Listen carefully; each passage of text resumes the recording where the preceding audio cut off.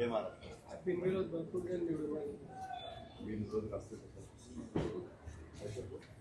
Sir, काल अजित पवार यांनी असं म्हटलंय की 70,000 कोटीचे माझ्यावरती आरोप झाले ते मोदींनी केले होते, तरी माझ्यावरती फक्त आरोप झाले, त्याच्या पुढे काय? नाही, हा प्रश्न फक्त अजित पवारांना पडला असं नाही आहे. हा प्रश्न संपूर्ण महाराष्ट्राला पडलेला आहे. किंबहुना देशातल्या राजकीय विश्लेषकांना पडलेला आहे की त्या जो आरोप प्रधानमंत्र्यांनी केला त्याचं पुढे काय झालं. अजित पवार यांच्यावरती जो आरोप केला 70,000 कोटी सिंचन घोटाळ्याचा, तो आम्ही केला नाही. गाडीवर पुराव्यांची घोषणा आम्ही केली नाही. भोपाळमध्ये भारतीय जनता पक्षाच्या बैठकीत किंवा त्यांचा जो कार्यक्रम होता, मेळावा होता, अधिवेशन होतं, त्याच्यामध्ये देशाचे पंतप्रधान जबाबदारीनं बोलले अजित पवारांच्या सिंचन घोटाळ्यावर, आणि पुढल्या 8 दिवसामध्ये अजित पवार हे मंत्रिमंडळात आले. त्याच्यामुळे अजित पवारांचा प्रश्न जो आहे हा योग्य आहे. आणि सिंचन घोटाळ्याचं काय झालं आरोपाचं, याचं उत्तर देवेंद्र फडणवीस यांनी दिलं पाहिजे. आणि देशाच्या प्रधानमंत्र्यांनी दिलं पाहिजे. श्वेतपत्रिकेत भ्रष्टाचाराच्या, काँग्रेसनं केलेल्या भ्रष्टाचाराच्या श्वेतपत्रिकेत आदर्श घोटाळ्याचा उल्लेख होता. म्हणजे देशातला सगळ्यात मोठा संरक्षण खात्यातला घोटाळा असा त्यांचा संदर्भ होता.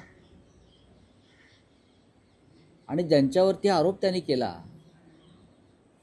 ते अशोक चव्हाण पुढल्या 72 तासामध्ये भारतीय जनता पक्षात वाजत गाजत आले. त्याच्यामुळे अशोक चव्हाणांना सुद्धा प्रश्न विचारण्याचा अधिकार आहे की आदर्श घोटाळ्याचं जे प्रधानमंत्र्यांनी किंवा सरकारनं जी श्वेतपत्रिका काढली त्याचं काय झालं. असे अनेक प्रश्न आहेत. असे अनेक प्रश्न विचारता येतील भारतीय जनता पक्षाला. भारतीय जनता पक्षाचा चेहरा वेगळा, मुखवटा वेगळा आहे. हे मुखवट्यावर चाललेलं सरकार आहे. अनेक भ्रष्टाचारी, मोठे मोठे भ्रष्टाचारी हे भारतीय जनता पक्षाने आपल्या पक्षात घेतलेले आहे. भारतीय जनता पक्ष ही वॉशिंग मशीन आहे आणि अमित शहा वॉशिंग पावडर आहे. बरं का, अमित शहा ही वॉशिंग पावडर आहे. वॉशिंग मशीनमध्ये घालायचं आणि अमित शहाची वॉशिंग पावडरात टाकायचे का सगळं स्वच्छ होतं. अजित पवारही तसेच झालेले आहेत. अशोक चव्हाण तसेच झालेले आहेत. असंख्य असे लोक आहेत महाराष्ट्रात आणि देशामध्ये. राऊतसाहेब, महापालिका निवडणुकांमध्ये महायुती चिंचवडमध्ये बोलताना असं म्हटलंय की भाजपला सत्तेचा माज आलाय ना, असं कोण म्हणताय? अजित पवार आणि स्थानिकांकडे किती प्रॉपर्टी आहे हे सगळं मला माहिती आहे. असं स्वतः अजित पवार बोलत आहेत. अजित पवारांचा काहीतरी वेगळा मार्ग दिसतो आहे. वेगळ्या मार्गाने जाण्याचा त्यांचा इरादा दिसतो यातून स्पष्ट. भारतीय जनता पक्ष खातो आहे आणि त्यांना खाणं सोयीचं व्हावं म्हणून इतर पक्षातल्या खाणाऱ्यांना त्याने आपल्या पक्षात घेतलं आहे. इतर पक्षातल्या खाणाऱ्यांना. जर भारतीय जनता पक्ष खात असेल, लूट करत असेल, भ्रष्ट मार्गाने प्रॉपर्ट्या करत असेल आणि अजित पवार त्या पक्षात उपमुख्यमंत्री आहेत त्या सरकारमध्ये आणि ते अशा प्रकारचं विधान करता आहेत, याचा अर्थ जनतेने काय घ्यायचा? एकतर तुमच्यावर भ्रष्टाचाराचे आरोप भाजपने केलेले आहेत आणि आता तुम्ही भाजपवरती भ्रष्टाचाराचे आरोप करता. मग सरकारमध्ये राहताय कशाला? कशा करता राहताय सरकारमध्ये? या शरद पवारांबरोबर परत. नाहीतरी तुम्ही युती केलेलीच आहे पिंपरी चिंचवड आणि पुण्यामध्ये. त्यांनी काल असंही म्हटलेलं आहे का 2 राष्ट्रवादी जर एकत्र असतील तर तुमच्या तोंडात साखर फोडो, असं अजित पवारांनी पत्रकारांना म्हटलेलं आहे. त्यामुळे तो कुठं संदर्भ हो, अजित पवारांनी भारतीय जनता पक्षाची साथ सोडावी आणि मूळ राष्ट्रवादी पक्षात विलीन व्हावं. अमित शहानं दिलेला पक्ष त्यांच्या हातात तो मूळ राष्ट्रवादी नाही हे त्यांनाही माहिती आहे. मूळ राष्ट्रवादी काँग्रेस पक्ष हा सन्मान्य शरद पवार साहेबांचा आहे. मूळ शिवसेना ही माननीय उद्धव ठाकरे साहेबांची आहे. पण अमित शहांच्या मस्तीपायी आणि माजोरडेपणापायी हे दोन्ही पक्ष दुसऱ्यांच्या हातात त्यांनी ठेवले. राऊतसाहेब, महापालिका निवडणुकांमध्ये महायुतीची यशस्वी वाटचाल सुरू झाली. त्याला यशस्वी कसं काय म्हणता तुम्ही? बिनविरोध 66 उमेदवार निवडून येणं, त्यात एकट्या भाजपचे 44 उमेदवार आणि शिंदे शिवसेनेचे 19 उमेदवार असं. देशाच्या इतिहासामध्ये नव्हे ते जगाच्या इतिहासामध्ये इतके बिनविरोध लोक कधी निवडून आले नव्हते. हे तुम्हालाही माहिती आहे, पत्रकारांना माहिती आहे, राजकीय विश्लेषकांना माहिती आहे आणि लोकांनाही माहिती आहे. 60, 65 लोक बिनविरोध निवडून येतात. कोणत्या आधारावर? काय म्हणून असं यांचं कर्तृत्व आहे की यांना बिनविरोध लोकांनी निवडून द्यावं? लोकांनी या देशातल्या मोठ्या मोठ्या नेत्यांना बिनविरोध निवडून दिलेलं नाही, हे लक्षात घ्या. अटल बिहारी वाजपेयी बिनविरोध निवडून आले नाहीत, बॅरिस्टर नाथ पै कधी बिनविरोध निवडून आले नाहीत, वसंतदादा पाटील बिनविरोध निवडून आले नाहीत, राम मनोहर लोहिया बिनविरोध निवडून आले नाहीत, नरेंद्र मोदी बिनविरोध निवडून आले नाहीत. आणि या महाराष्ट्रामध्ये हा जो नवीन ट्रेंड सुरू झाला बिनविरोध निवडून आणण्याचा, साम दाम दंडभेद, जबरदस्तीनं समोरच्या उमेदवारांना माघार घ्यायला लावायची, त्यासाठी निवडणूक यंत्रणा वापरायची, नाहीतर समोरच्या उमेदवारांवरती पैशाचा पाऊस पाडायचा.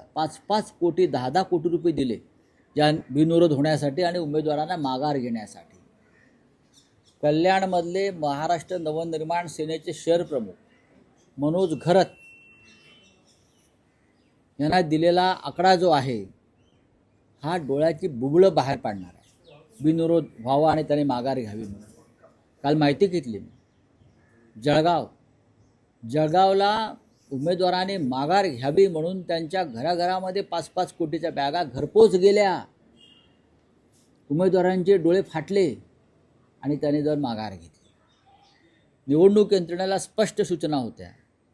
3 वाजेपर्यंत माघारीची वेळ होती, पण त्यानंतर सुद्धा माघारीसाठी कोणी अर्ज घेऊन आले तर ते स्वीकारा आणि 3 वाजल्याच्या आधीची वेळ टाका. या स्पष्ट सूचना निवडणूक निर्णय अधिकाऱ्यांना काल मुख्यमंत्री आणि उपमुख्यमंत्री कार्यालयातून देण्यात आलेल्या आहेत. काल त्या संदर्भात मी ट्विटसुद्धा केलं. मला माहिती आहे काही अधिकाऱ्यांनी मला फोन करून सांगितलं, हे ज्याला तुम्ही आरो म्हणता, निवडणूक अधिकारी म्हणता,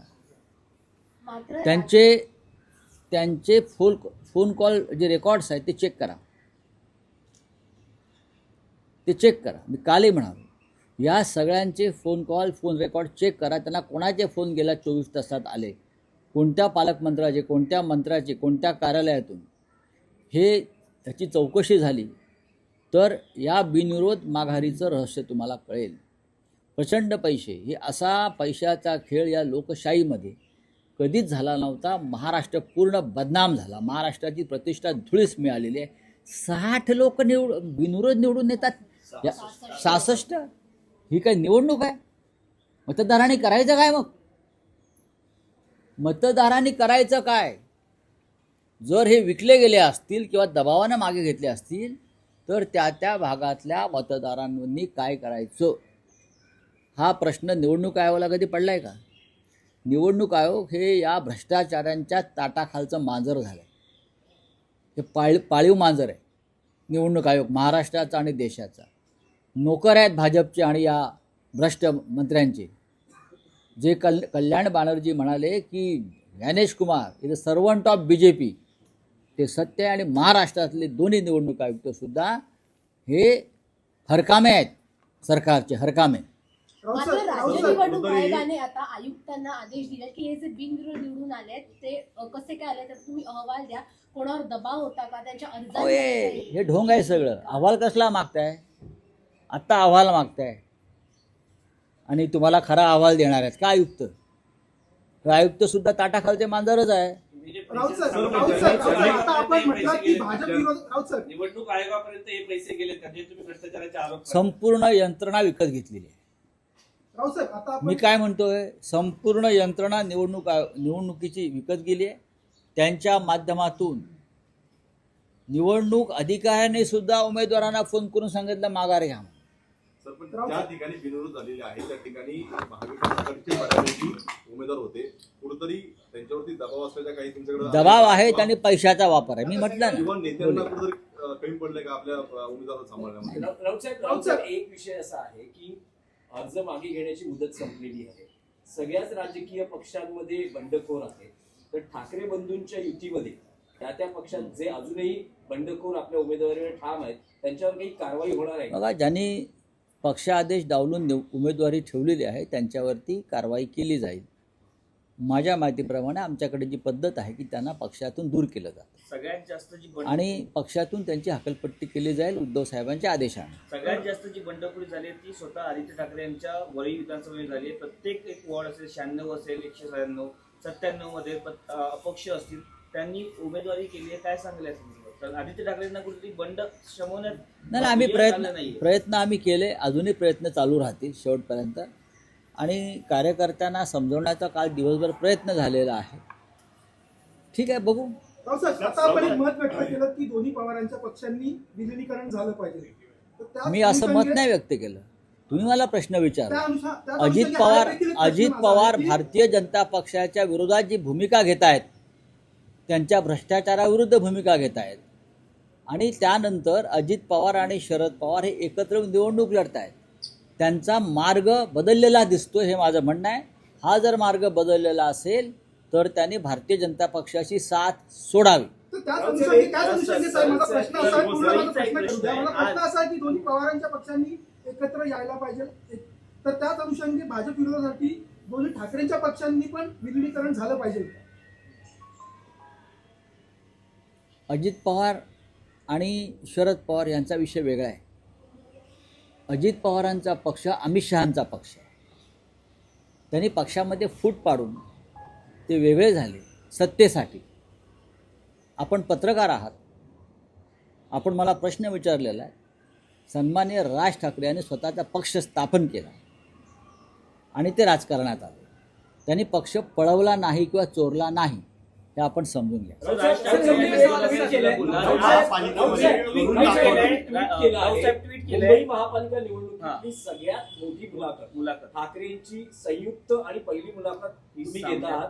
त्याचा काय तपशील आहे? कधी मुलाखत तुम्ही घेत आहात? कधी ही प्रचाराच्या पुढच्या टप्प्याची मुलाखत सध्या मिळणार आहे? तुमच्याबरोबर कोण असणार आहे? सध्या शिवसेना आणि मनसेमध्ये संयुक्तचा जमाना आहे. संयुक्त वचननामा, संयुक्त बैठका, संयुक्त प्रेझेंटेशन, संयुक्त सभा, हे सगळं संयुक्त असल्यामुळे मी नेहमी माननीय उद्धव साहेबांची मुलाखत घेत असतो किंवा बाळासाहेबांच्याही खूप मुलाखती घेतल्या. या वेळेला अशी एक चांगली सूचना आली, मग संयुक्त मुलाखत का नको? आणि त्याला या संयुक्त मुलाखतीला माननीय उद्धव साहेब आणि माननीय राजसाहेब यांनी मान्यता दिली. मुलाखत घ्यायला आता जर दोन नेते मुलाखत संयुक्त देत आहेत तर मग मुलाखतकर पण संयुक्त पाहिजेत. त्याच्यामुळे मुलाखतीला या वेळेला माझ्याबरोबर महेश मांजरेकर आहेत. अभिनेते, दिग्दर्शक, निर्माते, प्रसिद्ध महेश मांजरेकर आणि मी ही संयुक्त मुलाखत घेऊ. आता मांजरेकर का? त्यांनी सुरुवात केली एका मुलाखतीतून, एक प्रश्न विचारला आणि त्यातून राजसाहेबांनी जे उत्तर दिलं त्यातून ही संपूर्ण संयुक्त ही प्रक्रिया सुरू झाली. एकत्र येणं, चर्चा करणं. त्याच्यामुळे आम्हाला असं वाटलं की मांजरेकरसुद्धा मुलाखतीला असावे, म्हणजे मुलाखत अधिक रंजतदार होईल. पण ही मुलाखत तुम्ही कधी घेता आहात आणि ही कधी टेलिकास्ट होणार? म्हणजे कधी ही मुलाखत 6 तारखेला आम्ही घेतो आहोत. त्यानंतर ताबडतोब ती प्रदर्शित करण्याचा आमचा मानस आहे. सर, आज स्वतः महायुतीचा जो मोठा मेळावा आदित्य ठाकरे यांच्या मतदारसंघात होतोय, स्वतः मुख्यमंत्री असतील, शिंदे असतील, अजित पवार, अनेक जे मोठे नेते ते आज प्रचाराचा शुभारंभ स्वतः वरीमधून करतायत. मराठी बहुल भाग आहे तुमचा मतदारसंघ, म्हणजे असं आहे की जर मुख्यमंत्री एखाद्या मतदारसंघात आले तर तिकडे त्यांचे उमेदवार निवडणूक लढतायत ना त्यांचे उमेदवार. मग ते आले तर त्याच्यामध्ये आक्षेप घ्यायचं कारण काय? राज्याचे मुख्यमंत्री आहेत, भाजपचे नेते आहेत, निवडणुकीचे सूत्रधार आहेत. कालच त्यांचं विधान ऐकलं की आम्ही या वेळेला वेगळ्या पद्धतीनं महानगरपालिका निवडणुका लढतो. वेगळ्या पद्धतीनं म्हणजे काय? भरपूर आतापर्यंत जेवढे पैसे टाकले नाहीत तेवढे पैसे टाकणार की उमेदवारांवरती धाकधपटशा दहशत निर्माण करून निवडणुका जिंकणार? वेगळ्या पद्धतीनं ते निवडणुका लढणार आहेत. आम्ही पण लक्ष ठेवणार की वेगळी पद्धत काय आहे. टॅगलाईन आहे आपली, यांनी जे- एक टॅगलाईन आहे आपली. यांचा जो व्हिडिओ सध्या व्हायरल होतोय, काल तुम्ही ट्विट केलेला आहे, हरिभाऊ राठोड आणि अन्य पक्षांनी त्यांच्या विरोधात निवडणूक आयोगाकडे तक्रार केली. मग अहवाल मागवलाय निवडणूक आयोगानं नेहमीप्रमाणे, अहवाल मागवलाय ना. असा प्रकारचा अहवाल हा 8 तासात जायला पाहिजे. 8 तासात गेलाय का अहवाल? नाही. हे राज्य गुंडांचं, झुंडांचं आणि पुंडांचं आहे. तसं नसतं तर भरत गोगावले नावाचे जे मंत्री आहेत त्यांचा मुलगा अद्याप फरार नसता. अटेम्प्ट टू मर्डर, हत्येचा प्रयत्न करण्याच्या आरोपाखाली पोलीस त्याला शोधतायत. 1 महिना होऊन गेला आणि मंत्र्यांचा मुलगा रायगड पोलिसांना अद्याप सापडत नसेल तर रायगडच्या पोलीस अधीक्षकांवर कारवाई केली पाहिजे. काय करतात गृहमंत्री? त्याच पद्धतीने गुन्हेगारी स्वरूपाचं कृत्य विधानसभा अध्यक्षांनी केलेलं आहे. पण विधानसभा अध्यक्ष त्याच्यामुळे विधानसभा अध्यक्ष असतील. सांगितलेलं आहे की इमिजिएट ऍक्शनने हरिभाऊ राठोड त्यांना अधिकार नाही येतो. सुरक्षा काढा. त्यांना ते जेव्हा विधानसभा अध्यक्षपदाच्या खुर्चीवर सभागृहात बसलेले असतात तेव्हाच त्यांना अशा प्रकारच्या सूचना देण्याचा अधिकार असू शकतो. ते जेव्हा बाहेर पडतात तेव्हा त्यांना तो अधिकार नाही. त्यांनी पदाचा पूर्णपणे गैरवापर केलेला. त्याच्यामुळे विधानसभा अध्यक्षांवरती रितसर कारवाई होणं गरजेचं आहे. सर, वंचित आणि काँग्रेसची आघाडी झाली, मात्र जागा वाटपामध्ये मोठा घोळ पाहायला मिळतो. पहिल्यांदा 16 जागा वंचित गेल्या, परत 5 जागांची फ्रेंडली फाईट. काँग्रेसचं पाऊल चुकलं कुठेतरी. बिनविरोध निवडून येणं हा जसा घोळ आहे मोठा, तसे काही ठिकाणी असे घोळ झाले. बोले हिंदी में एक हिंदी में सवाल ये है कि जिस तरीके से 66 एक आपला लोग बिना किसी चुनाव के मुंबई करारासाठी करून बोलिए. दाखवला हा होता. चुनाव के बिना किसी मतदान सर, एक के मराठी मध्ये महाराष्ट्र में 66 बात ऐसी है, देश के चुनाव के इतिहास में कभी ऐसा नहीं हुआ. इतने लोग निर्विवाद कभी चुनकर नहीं आए, न महाराष्ट्र में न देश पर. लेकिन महाराष्ट्र में पैसे की ताकत, साम दाम दंड भेद की ताकत से जो विरोध उम्मीदवार है उनको उनका नॉमिनेशन पीछे लेने के लिए बाध्य किया गया. 64 लोग निर्विरोध कभी चुनकर आए हैं क्या? मुंबई, ठाणे, जळगाव, नाशिक, पनवेल, ये क्या ट्रेंड है? फिर जो मतदार है, मतदाता है, वो क्या करे? वो क्या करेंगे मुझे बोलिए? उनको वोट डालना है, आपने उनका अधिकार छीन लिया.